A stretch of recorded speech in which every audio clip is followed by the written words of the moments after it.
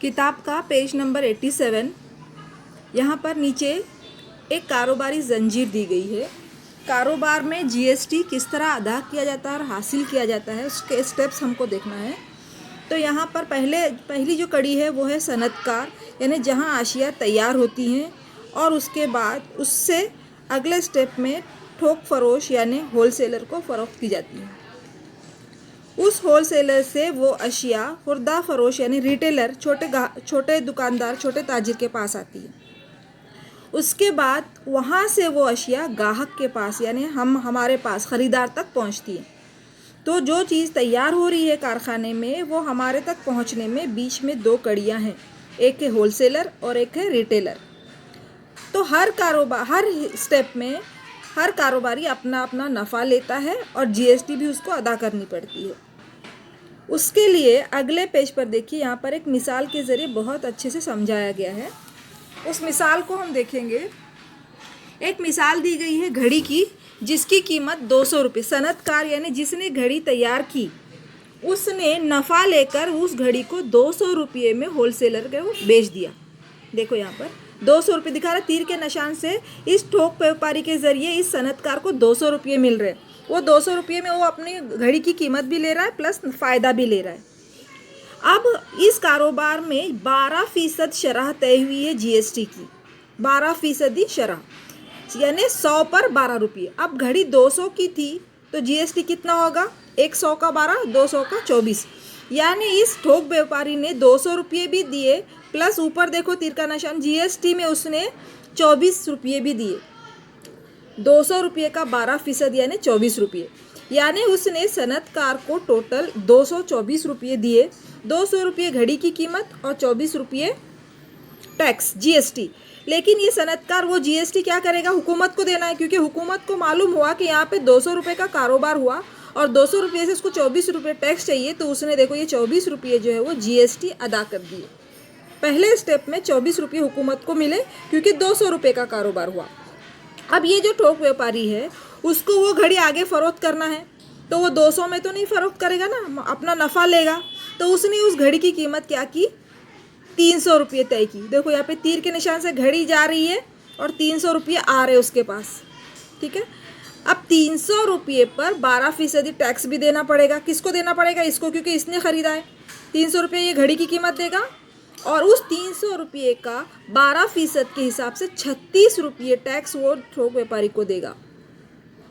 अब इसको कितने मिले, 336 रुपये मिले। 336 रुपये में से वो घड़ी तो वही है, उसी घड़ी पर टैक्स मिल रहा है। 24 रुपये टैक्स उसने ऑलरेडी दिया है ना। जो कोई टैक्स पहले ही अदा करता है उसको कहते हैं इनपुट टैक्स। अपने तौर पर उसने 24 रुपये पहले ही दिए थे, लेकिन उसको यहाँ पर खुर्दा फरोश से 36 रुपये टैक्स मिला। तो वो पूरा 36 गवर्नमेंट को नहीं देगा। वो क्या बोलेगा, उस 36 में से 24 रुपये मैं अदा कर चुका हूँ, तो 36 में से 24 गया 12 रुपये। तो इस स्टेप पर ये सिर्फ 12 रुपये हुकूमत को देगा, 24 रुपये खुद रख लेगा क्योंकि वो ऑलरेडी टैक्स दे चुका है।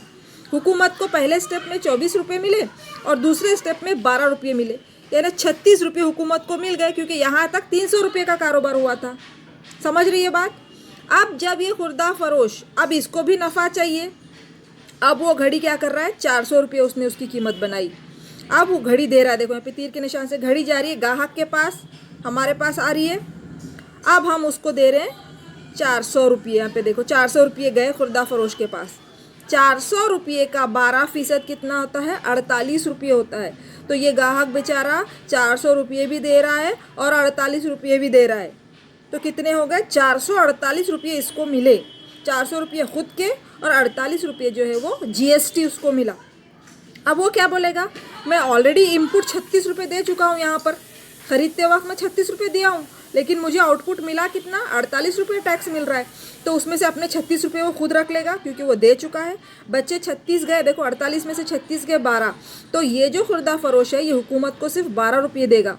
कारोबार तो 400 रुपये का हुआ है, लेकिन 300 रुपये का 36 रुपये टैक्स ऑलरेडी मैं दे चुका हूँ, अब मैं 12 रुपये दूंगा। तो हुकूमत को देखो पहले 24 मिले, फिर 12 मिले, फिर 12 मिले, तो टोटल 48 रुपये हुकूमत को टैक्स मिल गया।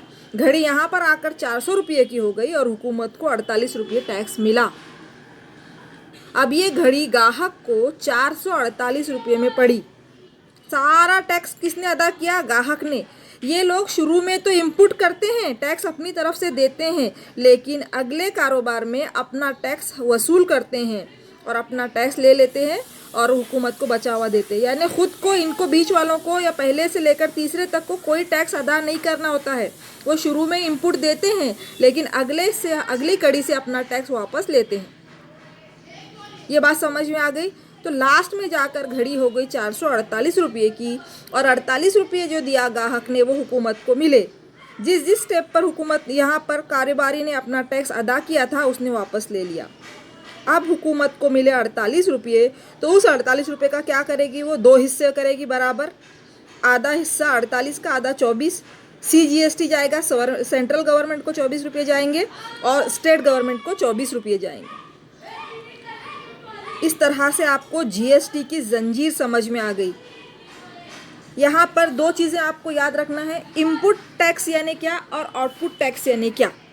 इनपुट यानी जो अपने तौर पर पहले वो टैक्स अदा करता है उसको बोलेंगे इनपुट टैक्स। कारोबारी माल खरीदते वक्त वो माल की कीमत भी देता है और टैक्स भी देता है, उसको बोलेंगे इनपुट टैक्स। लेकिन जब वही माल आगे वो फरोख्त करता है तो सामने वाले से टैक्स हासिल करता है, जो हासिल करता है वो आउटपुट टैक्स कहलाता है। ठीक है, इतना समझ में आ गया।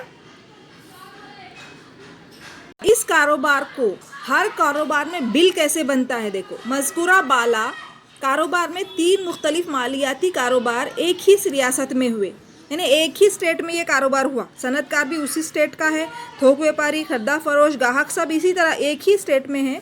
तो इनके हर एक टैक्स इनवाइस में GST की तहसीबकारी समझने के लिए मुख्तसर तौर पर झील में यहाँ पे दिया हुआ है।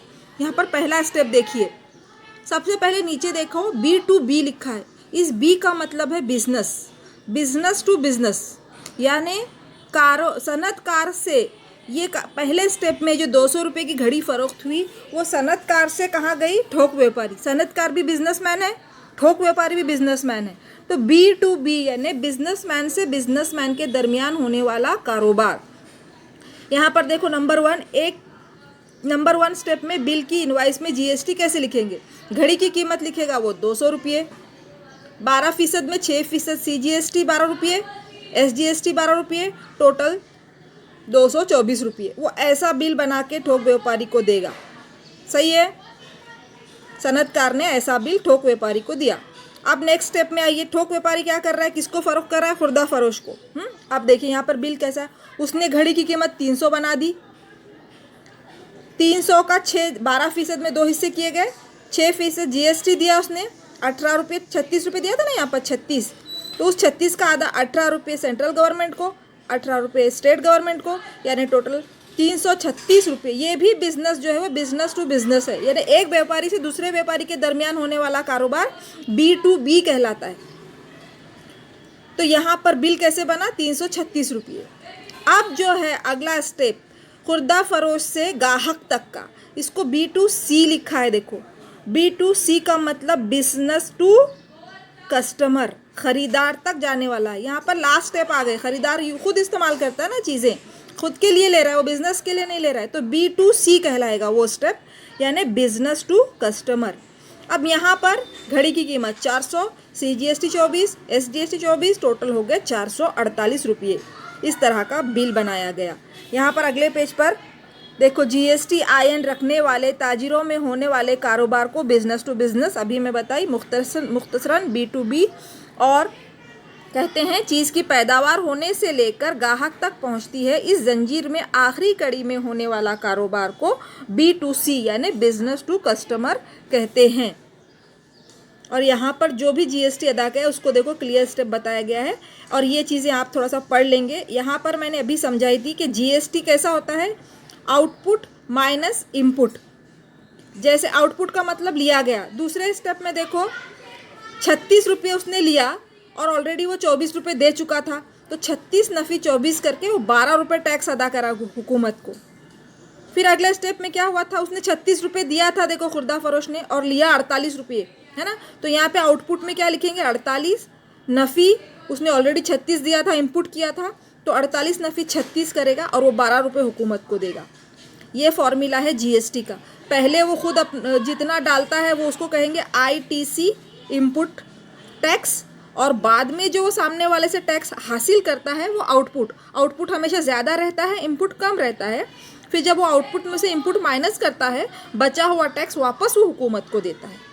इस चीज़ को पढ़ लेना, यहाँ तक पेज नंबर 89 एंड तक।